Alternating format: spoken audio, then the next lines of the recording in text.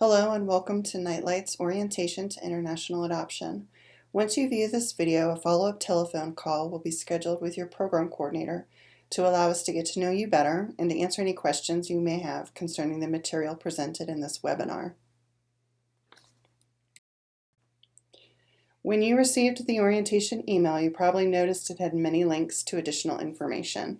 I urge you to save this email, bookmark it, print it, or do whatever you need to do to keep it because you will be required to access the checklists as you complete your parent education and prepare your dossier, and may need to refer to some of the information. In order to access the checklists in our portal, you'll need to sign in using the same email and password you created when you filled out your application. There's a link posted here and in the email for password help should you require it. We will be discussing several items to help you get started on your adoption journey, and hopefully by the end of this video, you'll have a better grasp on all that's required and an idea of where you need to start. It's common to feel very overwhelmed, but there are ways to break the process into parts so that it becomes more manageable. Today we'll go over Hague orientation topics, talk about choosing a home study provider, touch on parent education, discuss filing the I-800A with the United States Citizenship and Immigration Service, explain the service plan, and dossier instructions. Nightlight has been in operation since the 1950s. In addition to many international programs, we also offer domestic adoption, home study services, foster care programs, and we pioneered the Snowflakes embryo adoption program. The Colorado office was opened when our original president, Ron Stoddard, moved from Southern California to Colorado in 2008, and today we have offices in 10 different states. The best way I found to go through the documents is to have you open the orientation email, open the orientation document checklist, and then I'll go through each document explaining its purpose and talking about specifics. Please be sure to write down any questions you may have so your program coordinator can answer them during the follow-up phone call.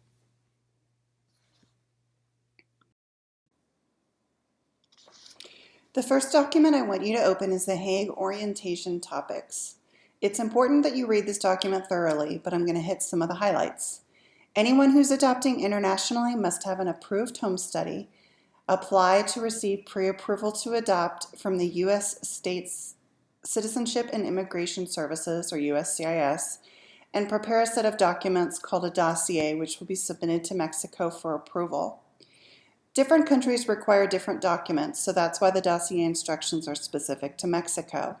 All templates provided to you are from the Central Authority of Adoption in Mexico, called DIF, and cannot be modified. Children awaiting adoption in Mexico are either in orphanages, but some are in foster care. Anytime that a child is in less than optimal care, they're at risk for malnourishment, delays in any or all areas of development, unhealthy living conditions, sickness, and abuse that may include emotional, physical, and or sexual abuse. These children all have trauma in their backgrounds from abandonment, inconsistent caregiving, and substandard care. This is why parent education is an important part of the adoption process to help you prepare for your child's needs when they come home. Conditions that affect children in Mexico who are available for intercountry adoption are generally from abuse, neglect, or abandonment by their biological parents. This is part of a systemic issue that may be due to various issues such as poverty, substance abuse, cartel or gang activity, or illness. In general, the children available for intercountry adoption are children over the ages of 8, sibling sets of 3 or more, and young children who have moderate to severe special needs. These children have not been successfully placed with a Mexican family in country, so permanency outside the country is sought as a last resort. The most current laws on adoption process from Mexico can be found on DIF's website. It is DIF's authority to ultimately approve a family for adoption and issue a referral. However, Nightlight will assist you in mitigating any issues and submitting documents as required by DIF once your eligibility into our program is determined. Eligibility requirements can be found on the U.S. Department of State website, and Nightlight may have additional eligibility requirements that the country itself does not. That's one reason our application form has so many questions. We want to ensure that you're eligible to adopt from the program you desire. The trend and climate of intercountry adoptions has declined by almost 70% since 2004. The reason for this decline is a result of the shift in political acceptance of intercountry adoption. Most nations navigate two opposing forces, trying to accommodate adoptive parents and the needs of orphans while also satisfying powerful anti-adoption influences. The increasing difficulty in adopting internationally is actually intentional and meant to reduce the number of adoptions. The motive behind the anti-adoption movement is complicated, but includes national pride, political retaliation, and a well-meaning but naive desire to prefer indigenous orphan care solutions. It's important to note that our agency has no control over the rate and timing at which referrals are made by Mexican adoption officials. While many children with special needs are available, agencies have no control over the children that are made available for adoption with all of the required documents for immigration. Your openness to gender, age range, and various medical needs will affect the length of time you may wait for a match. The more open a family's criteria for their child, the more quickly they will be matched compared to families who request a very young child with minor special needs. Once you receive a referral, you'll have at least 2 weeks to review the referral documents. You'll also be required to do child-specific training. This is a requirement from our Department of State. Once this is complete, you'll submit an I-800 application packet to USCIS, which notifies them of the specific child you intend to adopt. With that approval, the U.S. government issues an Article 5 letter and you're clear to travel to Mexico. You'll receive your child as soon as you get to Mexico for your integration period of 6 to 9 weeks. After that, your case goes to court for the adoption and the family is required to attend the court process. A Mexican passport will be issued with your child's new adopted name and a U.S. visa is issued. This special visa allows the child to become a U.S. citizen immediately upon arrival to the U.S. In general, Mexico requires 1 or 2 trips by adoptive families, depending on the state you are adopting from. Finally, there are many holidays in Mexico when government agencies are shut down for an extended period of time. Easter and Christmas are particularly sparse in terms of staffing, which slows down the process. We do not recommend traveling before one of these holidays and extending your process in Mexico, as there will be little support in country after the child is placed with you. And now let's talk post-adoption reports. Mexico requires monthly post-adoption reports the first year after homecoming, biannual post-adoption reports for the following 2 years, and then annually until your child turns 18. All reports must be completed by your home study social worker. Post-adoption obligations should be taken very seriously.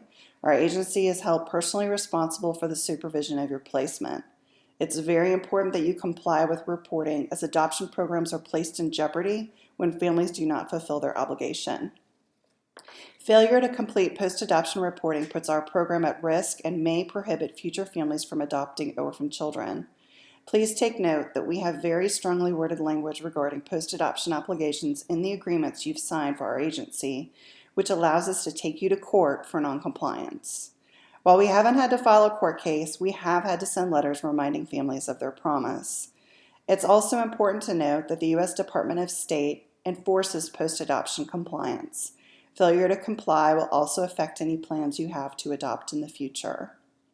One last thing regarding Hague topics. No fees should ever be paid to a foreign supervised provider, an adoption central authority, an attorney, or any other person involved in your adoption case in a foreign country without written permission from your Nightlight coordinator. Historically, there's not been a problem with Mexico, but if you're asked to pay any fees in country that are not outlined in your adoption fee schedule, please notify our office immediately.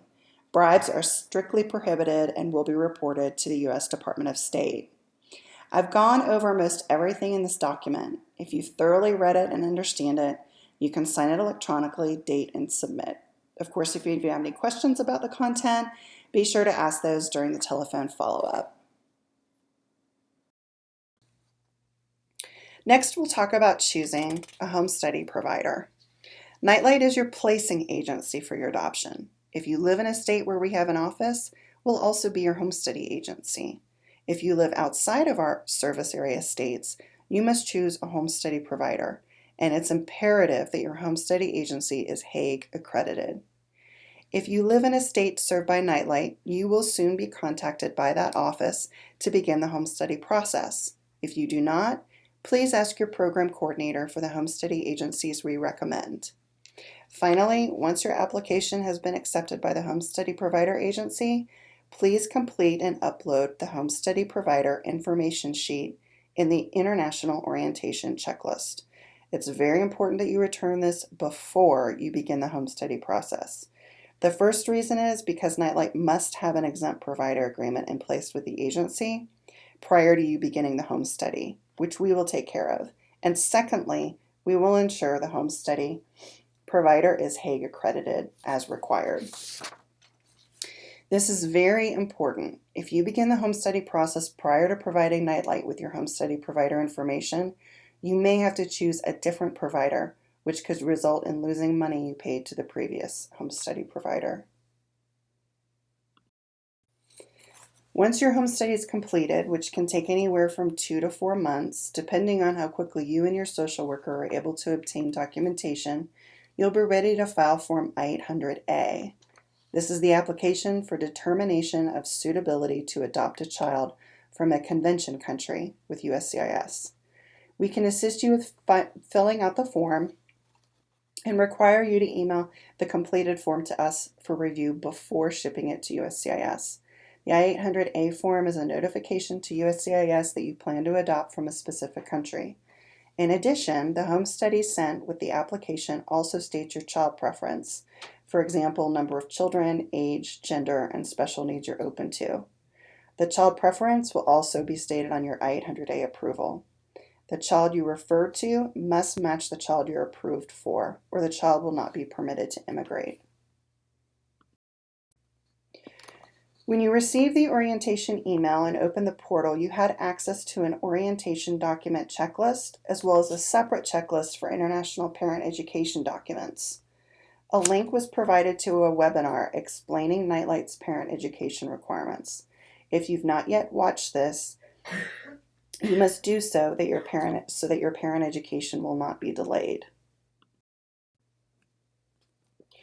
As a recap, all families are required to complete 10 hours of Hague education prior to completing their home study. Additional requirements consist of reading about and understanding post-adoption stress and depression, completing a post-adoption support plan, learning about the history and culture of your child's country, speaking with a parent who is previously adopted through Nightlight, and reading a book entitled The Connected Child. The next document I want to bring to your attention is the Child Preference Form.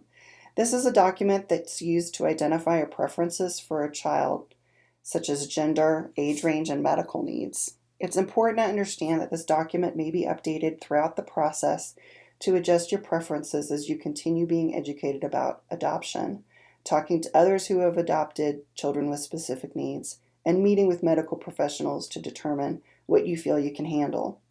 This form is used by your social worker in writing your approval statement in the home study and by our program team as we watch the shared list for children. The service plan is a document that identifies the 6 adoption services that are rendered in inter-country adoptions and who is responsible for each service. Nightlight Christian Adoptions is your primary provider and placing agency for your international adoption. As the primary provider, we will coordinate your adoption, help identify a child for adoption, and arrange for the adoption with the sending country. We will also work with the agency providing your home study and coordinate with the staff to provide translation and travel arrangements. As your primary service provider, Nightlight is available to assist you, whether you're in the United States or traveling abroad. We will be working with the Central Authority of Adoption in the foreign country. They're responsible for identifying children who are available for adoption and arranging the adoptions, securing the necessary paperwork showing termination of parental rights and agreement to adoption. The Central Authority in the foreign country approves the child background study, and your home study provider will perform the home study on you as the prospective adoptive parent. You will not have direct contact with the Central Authority in a foreign country until you travel. The Central Authority works with our in-country coordinator to ensure that the foreign laws are being followed with regard to adoptions. On this form, please fill in the name of your home study agency and their phone number, as well as the social worker from that agency and their contact information. Nightlight and your home study provider will make non-judicial determinations of the best interests of a child and the appropriateness of an adoptive placement for the child. The central authority of the foreign country, in conjunction with Nightlight, will monitor a case after a child's been placed in your family until final adoption in country. If you should decide to disrupt the adoption before it becomes final, our agency will work with the foreign central authority to assume custody and provide care until the child can be placed back in permanent care. Also in this document is a list of contacts at Nightlight who work in the country program you're adopting from. Please contact any of your program staff with any issues you're having at any time. In short, international adoption is a big deal, and it's an honor to be part of your journey. We know it can be draining and overwhelming and want to provide support and services that meet your needs.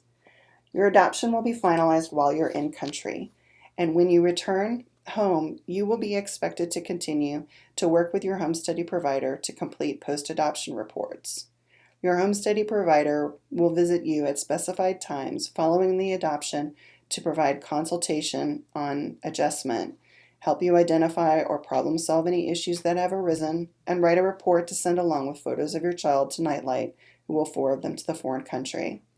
Please check your service plan for the report schedule required. Again, timely compliance is necessary. It's important to know, and you'll be reminded of this throughout the process, that if you're struggling with your adoption plan or having adjustment issues with the child when you get home, please contact us and let us help you identify resources and rally your family, friends, church, and other professionals to provide support and guidance to you. We have a post-adoption connection center ready and willing to provide resources to families. A lot of Nightlight staff are also adoptive parents. We've experienced going through this process, soaking up all the information, learning what we could, and wanting to prove that we're worthy to adopt, so we understand how hard it is to go back to these same people and admit that you need help. But we want you to be successful, and we know that sometimes there's a lot of stress and struggle through transition phase and beyond. We want to be a beacon of light to you and work with you to ensure a successful placement, a well-adjusted child, an attached, happy, and healthy family. Once you can fill in your home study provider information to this document, please sign it, date it, and upload it to the portal. The last thing is the dossier instruction booklet. I trust that you're able to read the booklet and watch the dossier video, which touched on some specific items. I encourage you to contact your program coordinator to discuss any questions you have about the dossier instructions. To wrap up the orientation, I want to remind you of the checklist on our online portal with some orientation documents you need to either sign and upload or sign electronically. Be sure to watch the video explaining our parent education requirements and look at all of the parent education documents under the International Parent Education Checklist in our portal. You will also need to watch the video explaining the dossier instructions. Please do not just watch the video. It's also important that you read the entire booklet, which contains more specific information about the dossier. And you're probably wondering, where in the world do I start and what do I do next? My suggestion is to talk to agencies who can complete your home study. Once you contact them and sign a contract, you can finish the service plan and home study information sheet in the orientation checklist. Make sure they're approved as your home study provider, and then you can begin your parent education. Don't forget to submit documents as they're completed. In addition, we always want you to feel free to contact us with any questions, comments, or concerns you may have. If you're working with a Nightlight office for your home study, your program coordinator will notify the home study office that you're ready to start once you've completed the follow-up orientation phone call. Please email your Nightlight program coordinator after you've watched all the videos and are ready to have the follow-up orientation phone call. Thank you and enjoy your day.